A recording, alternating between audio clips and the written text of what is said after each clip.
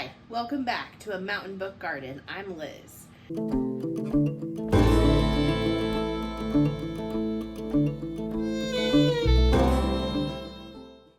Since the last HRCYED update, I've been reading more books that seem to have some through-line themes about actions that people take to be fully authentic to themselves. These 2 weeks, it seems like there were half and half books. Some straight up fun reads, and then some of the thought-provoking reads related to these conversations that I've recently been having with some friends. So I'll start today's video with some of the fun books that I read that were very enjoyable. These are Homicide and Halo-Halo, the Unselected Journals of Emma M. Lyon, and The Gate of the Feral Gods, a dungeon crawler book, and Ruthless Vows. Then we'll move on to a discussion about other books that made me think about how people deal with being themselves outwardly and how they all treated it differently. First up, we'll have Small Things Like These. Then we'll have The Wedding People. And last, we'll have The Invisible Life of Addie, LaRue.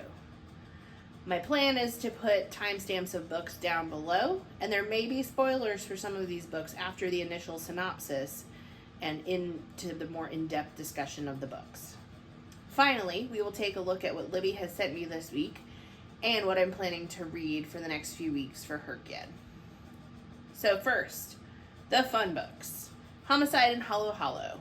I read this one as an audiobook from Libby, and here's a little synopsis for you.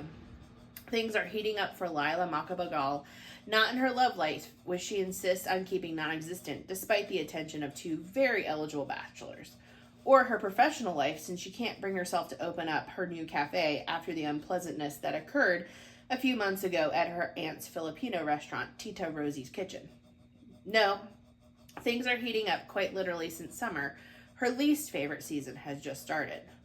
To add to her feelings of sticky unease, Lila's little town of Shady Palms has resurrected the Miss Teen Shady Palms beauty pageant, which she won many years ago, a fact that serves as a wedge between Lila and her cousin/rival, Bernadette. But when the head judge of the pageant is murdered and Bernadette becomes the main suspect, the 2 must put aside their differences and solve the case because it looks like one of them might be next. What I really liked was that this was very similar to the first book in the series. It's a cozy mystery, and it's really good at describing the food that Lila's family is making at their restaurants. Lila is now in the process of opening a coffee shop with her best friend while she's dealing with the aftermath of that first book. I love when books discuss the actual processing of emotions, and this book seems more like a bridge between book 1 and book 3, where Lila is having a lot of trouble dealing with the trauma of book 1. The murder mystery resolution was actually kind of a surprise again for me. I hadn't fully guessed who the murderer was because the author's really good at throwing different paths that she might take and solutions for the reader. That makes it an enjoyable mystery and makes me really interested in reading the next one. What I didn't like, I'm probably going to get some other genres and stories in before I continue with the series, and I'm using this series for the food category of HRCYED. It's very cute and cozy, and I love hearing about the foods from different cultures, but it's definitely a bit formulaic, and I think I'd just like to experience some other stuff before I come back to this particular world. I still think Agatha Christie fans will enjoy this book. Foodies will enjoy the descriptions of the book and the recipes at the end of the book. For my HRCYED categories, I finished off the U.S. road trip category, and then I also used it for the food pyramid category. And that category, again, will be on hold for a little while so I can work on some other stuff. I gave it a Goodreads rating of 4 stars, and the uninflated rating is probably 3 stars. Next up, we have the Unselected Journals of Emma M. Lyon. I listened to it as an audiobook, and it's one of the first books I've ever attempted at 1.75 speed. I usually do 1.5 speed, and now I've gotten myself up to 2 times speed, which is really hustling me through some books, and I love it. So a little synopsis starts with a quote. I've arrived in London without incident. There are few triumphs in my recent life, but I count this as one. My existence of the last 3 years has been nothing but incident. The year is 1883, and Emma M. Lyon has returned to her London neighborhood of St. Crispian's. But Emma's plans for a charmed and studious life are sabotaged by her eccentric cousin Archibald. her formidable Aunt Eugenia, and the slightly odd denizens of St. Crispian's. Emma M. Lyon offers up her unselected journals, however self-incriminating they may be. Armed with wit and a sideways amusement, Emma documents the curious realities of her life at Lapis Lazuli House. I love the length that it's a novella as I was cleaning and listening. Emma's humorous take on her circumstances had some very hilarious moments, and I thought the voice actor did a really good job with the various characters. If I wasn't careful, though, I could space out while listening, especially if I was organizing something and thinking a little bit harder about like where I wanted stuff to go. But it was an easy enough story to catch back up. I think anyone who enjoys Bridgerton would really love this story. So the HRCYED categories that I'm using this for are the titular counting, because it's a 7-word title, which has been approved by the Discord and the mods. And the secret prompt, the first and last name in a title, and this is star rating of 5. And I've actually already started the second Emma M. Lyon. I think there's 7 or 8, and I'll talk more about that later. The next read of the past couple weeks is The Gate of the Feral Gods, which is the 4th book of Dungeon Crawler Carl. I read it as an ebook, which I bought a while ago when they were all on sale, and I just filled my Kindle with. I don't think I have the whole series. I think I only have most of the series. So here's a synopsis. A floating fortress occupied by warrior gnomes, a castle made out of sand, a derelict submarine guarded by malfunctioning machines, a haunted crypt surrounded by lethal traps. It's supposed to be easy. 1 bubble, 4 castles, 15 days. Capture each one, and the stairwell is unlocked. Here's the thing, it's never easy. Carl and his team can't go it alone, not this time, and they must rely on the help of the low-level, I cannot believe these idiots are still alive, crawlers trapped in the bubble with them, but can they be trusted? Welcome, crawler, welcome to the 5th floor of the dungeon. I really loved the last 25% of the book.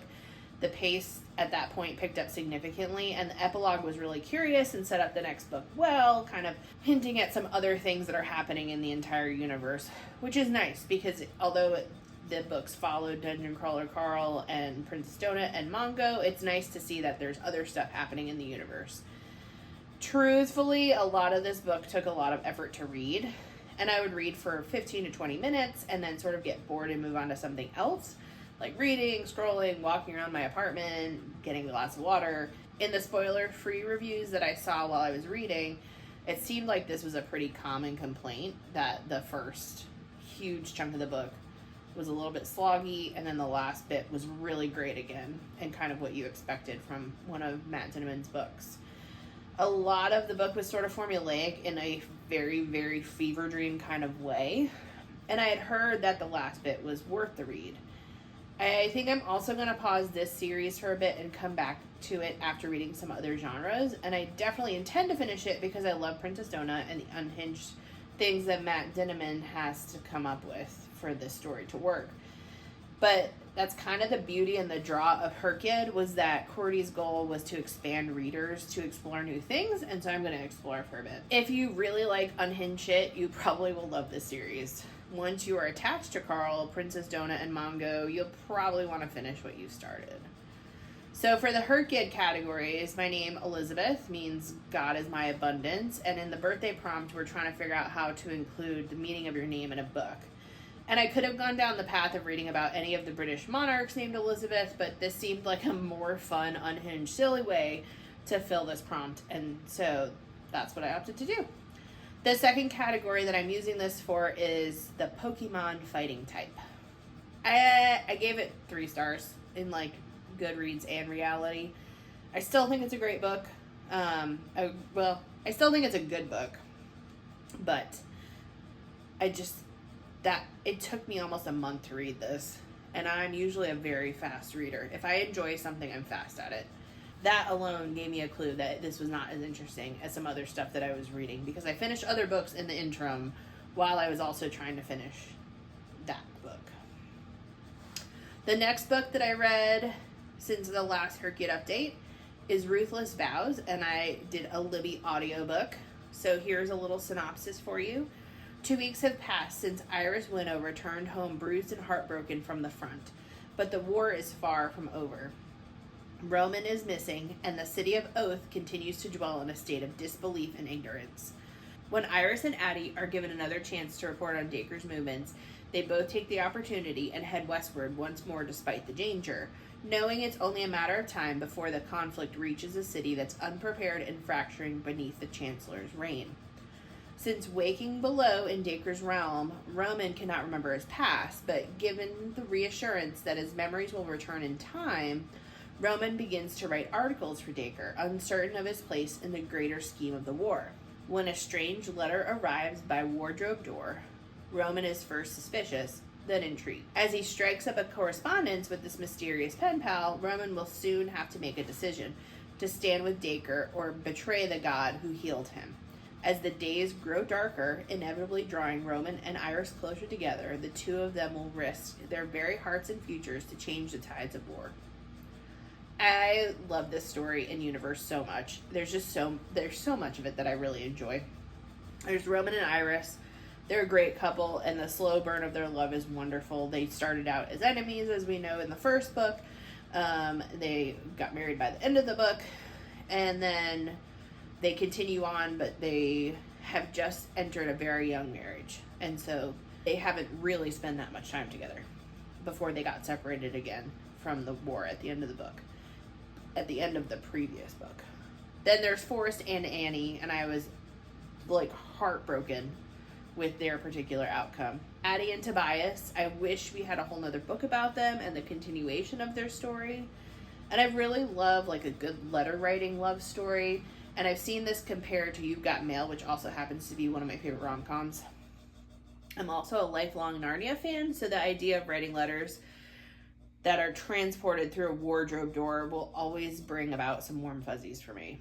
I didn't have anything in particular that I didn't like about this. I think I just want more of the stories of these characters, and I understand the author could move on to other characters and worlds, and I don't falter for that at all. So some folks who might enjoy this book, if you enjoy epic stories that don't give you every detail of every character's thought, I think you'll like this. It seems to be a trend lately of such a deep dive of the characters that it gets overdone. And I think she's looking at it from a much higher, bigger overview of the story. The pace does start slow, and the last quarter picks up, but it's not like Dungeon Crawler Carl where we already know what's going to happen, because we've had 3 other books that have given us something similar where you're trying to get out of these crazy scenarios.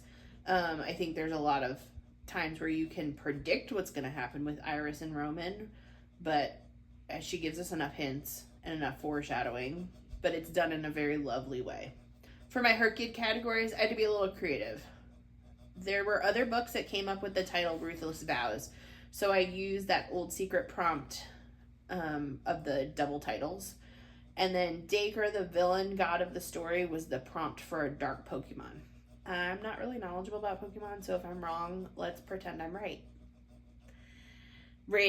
Star rating, 5 stars. This series actually might make it into my all-time favorites, and I think I'll eventually add a hard copy of the whole series, Wild Reverence, Ruthless Vows, and Divine Rivals onto my physical books shelves, because I think I would read them again at some point. Okay, so now for some books that sort of ended up with some common themes. They ended up being related to a lot of conversations I've been having with friends about how to live your most authentic life, especially when things around you are changing. So first book is Small Things Like These, and I read this as an ebook from Libby. I had reserved it a long time ago and put it on the hold. I suspended the hold for a bit, and then I finally realized it's a pretty short book and I could fit it in between things. So here's a little synopsis for you. It's 1985 in a small Irish town. During the weeks leading up to Christmas, Bill Furlong, a coal merchant and a family man, faces his busiest season. Early one morning, while delivering an order to the local convent, Bill makes a discovery which forces him to confront both his past and the complicit silences of a town controlled by the church. Already an international bestseller, Small Things Like These is a deeply affecting story of hope, quiet heroism, and empathy from one of our most critically lauded and iconic writers. I really like this story. I really like that Bill is just a regular guy with a very honest living because he's in an industry that everyone needs, whether they can afford it or not. He has a lot of insight into the community. This would be similar to like grocery store workers, nurses, teachers, and utility workers. Bill has access to knowledge of whether folks are really surviving or if they're thriving. What I loved was that Bill had the empathy and fortitude to make waves in his community when he saw something was not right. One of the brilliant parts of this book is it ends with the decision and not the impending fallout from his decision. He's considered fatherless in this town and was still supported. He's successful by conventional standards and is respected in the community. And for a variety of reasons recently, I seem to be talking with friends and family about who is safe to be around, particularly men. And seeing Bill recognize that someone in his community needs help, someone needs to be held accountable, and he has the social capital to affect change in both these situations is really moving. Small things like these is a short but deeply moving novella that will really make you ponder what you would do in this situation. He didn't weigh the pros and cons forever to decide what to do next. He kind of knew what was right, and he quietly took on the burden of helping someone in need. I really enjoyed this book, so there's nothing that stands out as something I didn't like. I can easily see why it's won awards and has shown up on so many lists. It's a great piece of literature. I think folks who are quietly involved in their community will really enjoy this, and anyone who is interested in learning more about the Magdalen laundries and Irish history will enjoy it as well.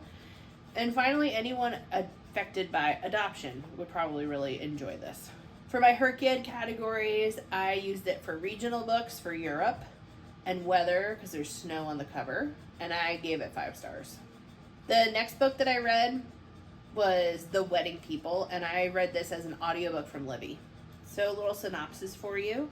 It's a beautiful day in Newport, Rhode Island when Phoebe Stone arrives at the Grand Cornwall Inn wearing a green dress and gold heels, without luggage and alone. Everyone in the lobby mistakes her for one of the wedding people at an impending wedding on site, but she's actually the only guest at the Cornwall who isn't there for the big event. Phoebe is there because she's dreamed of coming for years. She hoped to shuck oysters, take in sunset sails with her husband, only now she's here without him, at rock bottom, and determined to have one last decadent splurge on herself. Meanwhile, the bride has accounted for every detail and every possible disaster the weekend might yield, except for, well, Phoebe and Phoebe's plan, which makes it that much more surprising when the two women can't stop confiding in each other. It turns absurdly funny and devastatingly tender. The Wedding People is a nuanced and resonant look at the winding paths we can take to places we never imagined, and the chance encounters it sometimes takes to reroute us. I've talked about this before, but I'm currently interested in finding more middle-aged protagonists that better match my particular time in life, and I really like that this book has both a middle-aged and 20-something-year-old main characters. Phoebe, as a 40-year-old professor who has always done everything right and what's expected, meets Lila, who is in her mid-20s, who is just on the cusp of doing one of the last things her father wished for her before he died, which was to be happily married. She's spending his money to make it a memorable 6-day destination wedding at an old inn. I could really relate to a lot of Phoebe's self-discovery of realizing that she has just been letting life decide where she goes. She got married and was excited to be married, but having kids wasn't possible for her and her husband, and she ends up as an adjunct professor because she doesn't publish. Her drastic actions of deciding to end it all at this fancy hotel she has always wanted to go to with her husband spur on an honest look at her life. I also really like that something clicked in her to realize that she actually does want to still live. There are things to live for, and being outwardly honest is a way to live. I tend to hold feelings really close to my heart and will overanalyze what I should or should not say in a situation, but there have been many times in my life where those perceptions of people around me don't matter. And that's something that Phoebe really was struggling with, that perceptions of people around her that she had to be doing the right thing and what she thought they thought was the right thing. Very freeing to be your most authentic self, to state your needs clearly, and to be okay with other people's reactions. The book captured that shift in Phoebe really well. Some things I didn't really like. The first part where you know clearly Phoebe has given up, and she thinks she wants to just die is sad. She had done all the right things, and it still didn't get her where she thought she wanted to be. At times, that was really hard to listen to because the Phoebe that was described was so close to attributes of academics that I know. Who might enjoy this book? I think there's a few types of people who would really like this book. Again, with the middle-aged protagonist. Anyone who's been to a wedding weekend recently and has had the joy of sorting through your friends and family relationships. Anyone who wants a hopeful story of how to be authentic to yourself at any given moment. For my HRCYED categories, I didn't originally plan to read this because I'm a mood reader and Libby made it available this week, or like last week. That's really how I ended up reading it. I know I'm going to have to be careful for some of the categories in the future, or I'm going to end up really messed up later in the year. So I put The Wedding People first in the U.S. States category, and second because Phoebe is an English professor, and she mentions a number of classic books. I put it in the book section. So I think I'm going to read Mrs. Dalloway from this book. However, some other choices that I have, because Phoebe mentioned them, were Dante's Inferno, Shakespeare Sonnets, Jane Eyre, Pride and Prejudice, Moby Dick, which I've read, but I don't think it's been in the past 5 years, and The House of Mirth. And I gave this book 4 stars. Finally, I read The Invisible Life of Addie LaRue. I read this as a combination of listening about the first third and then hardback from the library.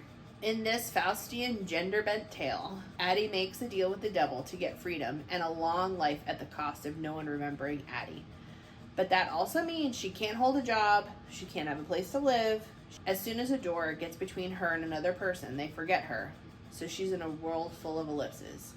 She can't say her name to anyone, she can't write or draw, and she doesn't show up in photographs. But regardless, she finds a way to make her mark on the world in Western art history. 300 years after making this deal, she meets Henry, who's a bookstore clerk, and he happens to remember her. I really love Western art history and Western music history, and there's lots of moments where you realize she's found a way to be remembered.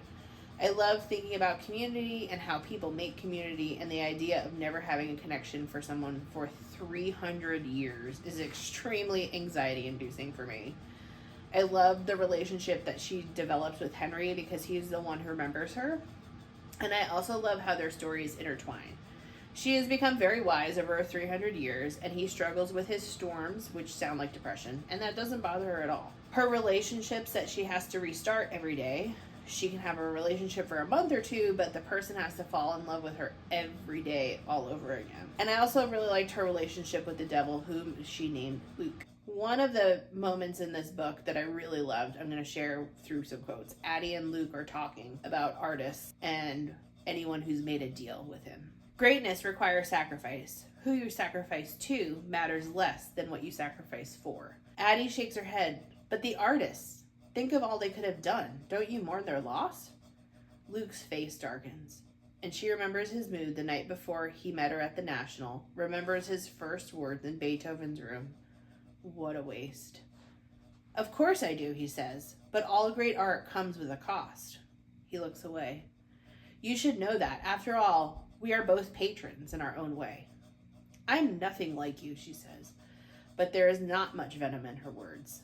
I am a muse, and you are a thief. He shrugs. Give and take, he says, and nothing more. But when it's late and he is gone, and she is left to wander, the opera plays on, perfectly preserved inside the prism of her memory, and Addie wonders softly if their souls were a fair price for such fine art. What I didn't like is I had not yet found that I could listen to things and remember them and process them on 2x speed. So I still read faster than I listen. So switching to the print book for me was a better choice.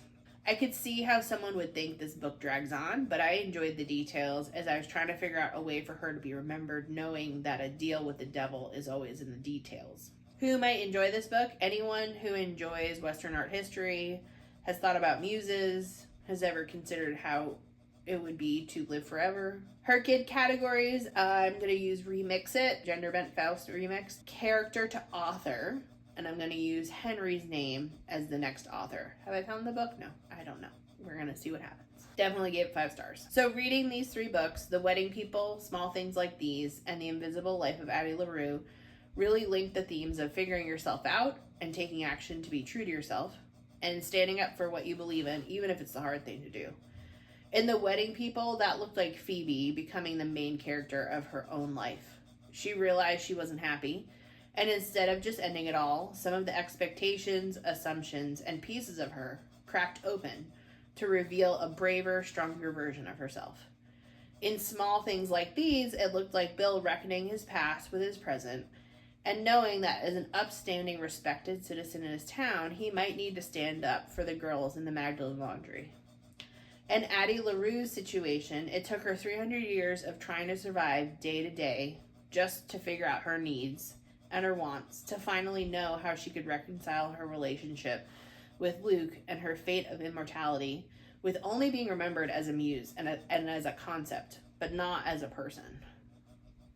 I don't know that YouTube's the right place to launch in a full book report with quotes about how these themes were intertwined, but I love that these 3 books happen to fall in my lap at the same time with different settings and stories, but kind of related themes. I also really like that Homicide and Halo-Halo, Ruthless Vows, Emma M. Lyon, The Gate of the Feral Gods provided lighthearted storytelling to balance out all the feelings that these other 3 books brought about. Once I finished Homicide and Halo-Halo, I finished my first HRCYED prompt. I included that in the Random States US road trip, and that gave me the final piece of the prompt. I have always been a mood reader, but I might try to start focusing my mood into a prompt for the next few months. So in August, I'll work on curriculum because I have some books to read for work, and my birthday is in September, so I will likely try to finish that prompt then. My next school break is in the fall break in October, where I hopefully will be able to just get a few good days of reading in. I might try to mood read my way through that vacation. Currently, Libby has given me some options of books that I'm kind of trying to decide if I'm going to read now or wait. I have Sisters of the Winter Wood, which I realized was overdue when I was organizing this video. I have it as a physical book, so I have to sort that out later today. Liba and Leia have lived a peaceful, sheltered life, even if they've heard of troubling times for Jews elsewhere. When their parents travel to visit their dying grandfather, the sisters are left behind in their home in the woods. But before they leave, Liba discovers the secret that their Tati can transform into a bear and their mommy into a swan. Perhaps Liba realizes the old fairy tales are true. She must guard the secret carefully, even from her beloved sister. Soon, a troop of mysterious men appear in town, and Leia falls under their spell, despite their mother's warning to be wary of strangers. And these are not the only dangers lurking in the woods. The sisters will need each other if they are to become women they need to be, and save their people from the dark forces that draw. And then Libby also sent me the Emma M. Lyon Volume 2, which I will likely finish today, actually, and that will make sure that I have the teal cover for the HRCYED side quest. I'm not sure how I'm going to use the side quest yet, but I figured I should have it in my back pocket. And then Libby also sent me Vow of Thieves, which I think was recommended for a prompt, and now I can't figure out where I intended to save it. It's also the second book in a duology, so I might return it and then see if I can get the first book first and then read it in order. Next week, we start teacher work days, so I'll have a few books to read for work, and my reading time will decrease significantly once I'm off summer break. Thank you for getting this far in the video. If you have read Vow of Thieves and can help me remember why I put that on my Libby hold, let me know. And if you're a HRCYED participant, please share in the comments how you are approaching the categories. Are you a mood reader? Are you a TBR follower? Are you just hoping for the best? Give me some advice. And I'll see you in the next one.